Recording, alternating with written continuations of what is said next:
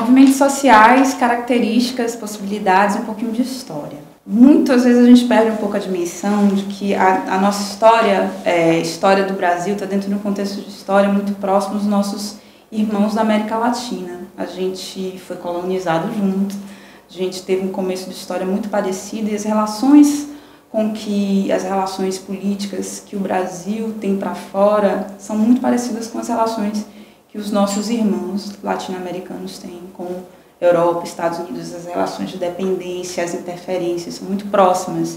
E isso bate de uma forma muito direta no âmbito dos direitos, né? Os movimentos sociais se definem como uma busca de direitos, uma busca de garantias de direitos, de afirmação de direitos. Então, em toda a América Latina, a forma como os movimentos sociais se estrutura, se arquiteta, é nessa perspectiva de forçar o Estado a garantir bem-estar social, ao esforçar ao Estado garantir a efetividade de direitos, as quais o Estado não costuma, né, historicamente, nesses países, não costumou estar comprometido. Tanto no Brasil quanto nos nossos vizinhos, a nossa estrutura política ela é muito arquitetada numa forma de paternalismo e clientelismo. São duas formas de proceder muito irmanadas, onde a gente não pensa na garantia de direitos para todos, mas a gente pensa na garantia de privilégios, na garantia de benefícios, na troca de favores. E essa forma de operação, de se fazer política, permeou e permeia, ainda faz muito parte da nossa forma de proceder e dos nossos vizinhos. E os movimentos sociais enfrentam essa estrutura. Quando a gente deseja que uma nova ordem se instaure, quando a gente deseja denunciar um estado de coisas que está insustentável, é nesse contexto que os movimentos sociais vêm a operar.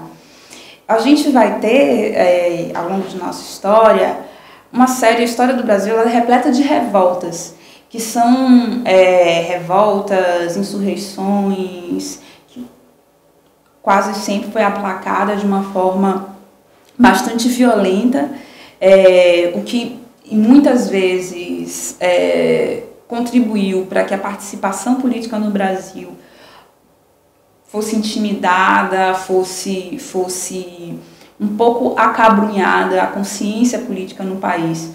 Mas a gente tem sim uma história de muitas revoltas. A gente tem aqui na Bahia a revolta dos malês, que é uma revolta que a gente não estuda muito na escola, que é uma revolta que tem teve uma finalidade de denúncia, né, dos absurdos do contexto da escravidão, uma denúncia às perseguições religiosas que os grupos negros muçulmanos que viviam no país vivenciavam junto com a escravidão. A gente tem já no contexto do início de democracia uma revolta, que é a revolta da Chibata, que também vem denunciar torturas, desmandos, toda sorte de perversidade que acontecia dentro do contexto da Marinha, que é um contexto muito hierárquico, imagine isso no início do século XX, e uma revolta que é abafada de uma forma extremamente violenta, mas que consegue garantir melhorias, não imediatamente, mas para o futuro, melhorias para os grupos, especialmente os grupos dos marinheiros negros. É interessante a gente pensar que os movimentos eles operam em 3 frentes. Né? Um grupo vai identificar que ele tem um problema, ele tem uma carência, ele identifica uma falta. Essa falta vai causar indignação, vai causar necessidade de articulação, vai causar algo, né? Ela é fruto de algumas opressões. Então a gente tem uma coisa chamada carência.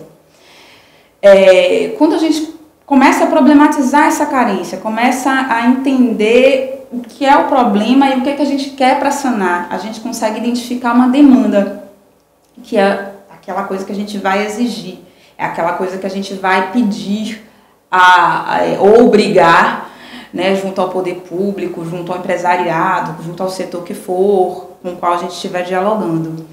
E aí a gente chega na reivindicação, que é quando a gente consegue identificar uma política pública, identificar uma lei, e a gente vai utilizar de ações políticas, que são essas formas, esses mecanismos que os movimentos sociais utilizam para fazer pressão junto ao poder, seja esse poder econômico, seja o poder político.